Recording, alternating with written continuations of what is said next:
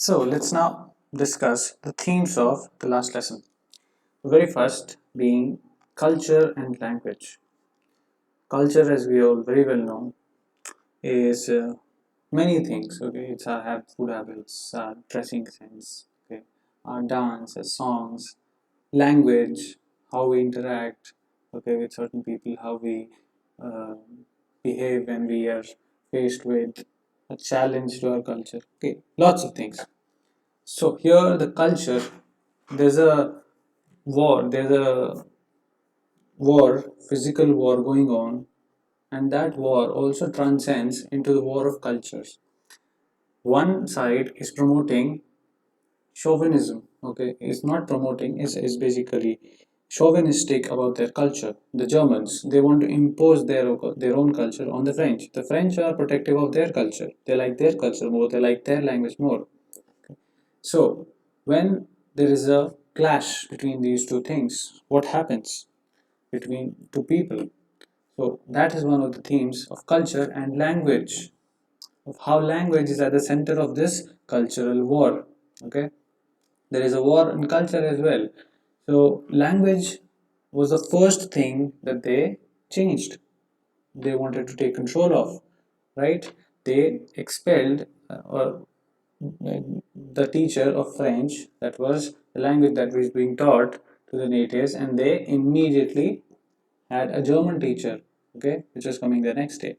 So this shows how culture and language are very important in appropriating, okay, people as their own. So if somebody is trying to stamp their power on you, they will show how I can impose my culture on you. You will have to follow because you have no choice. Second, patriotism and resistance. So once somebody is practicing chauvinism, okay, any kind, here we see linguistic chauvinism. So how do the people react, okay, on whom it is being imposed? So the French, how did they react? The French are very patriotic, okay? Everybody is patriotic about their own country, but how do they react? To what extent can they resist? So they do it in their own little ways. Okay, the villagers had come to pay solidarity to the French teacher. Okay, they are all of them are very sad, and they're regretting the fact that they could not learn their own language, to read and write their own language. They are realizing the importance of their own language. So, how do they resist in their own little ways? That is patriotism and resistance. How all of them suddenly associate their language to their nation that has been lost. The third is education and knowledge. Education and knowledge is also at the center of this, where because most of the things are happening in a school, which is the center of education and knowledge that has been imparted in anywhere, a formal education at least. So France realizes the importance of knowledge because Mr. M. Hamill says this, that now you people will have to bear the taunt of not being able to, you being Frenchmen, you still don't know how to write and read in your own language. So what kind of Frenchman are you? So France realizes that now suddenly all the books that were earlier heavy, okay, were useless to him, now are suddenly felt like his old friends. And especially Mr. M. Hamill, who he hated because he was a strict teacher, now he also did not want to lose him. Now number 4 is community and solidarity.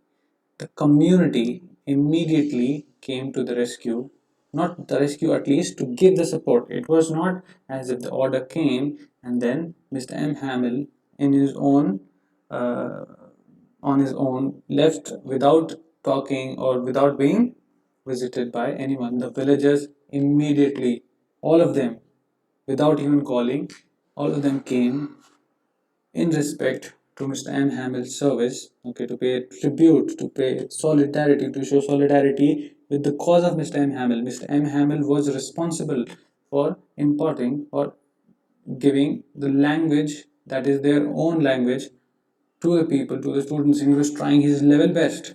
But the people were not interested because they were taking it for granted.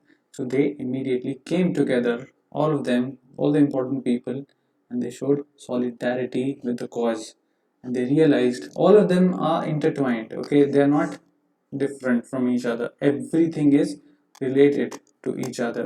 Everything has one part of in each other. So these are the four themes I hope you realize, and you can, I think you can relate to it. Just put yourself in Francis' shoes. If somebody tells you to stop speaking your language today and you can only speak in somebody else's tongue, and that will feel like an imposition, you would want to resist it. Okay, this feeling of resistance will come in you that you will not speak that language. You suddenly realize the importance of education and knowledge of that language, and the community, if it will come, and it will be a community feeling, and everybody feels the same thing, and they are in solidarity with this fact that this should not happen. So these are the four themes. I hope you realized, I hope you understood, and any other conversation discussion we can have in the group. Thank you.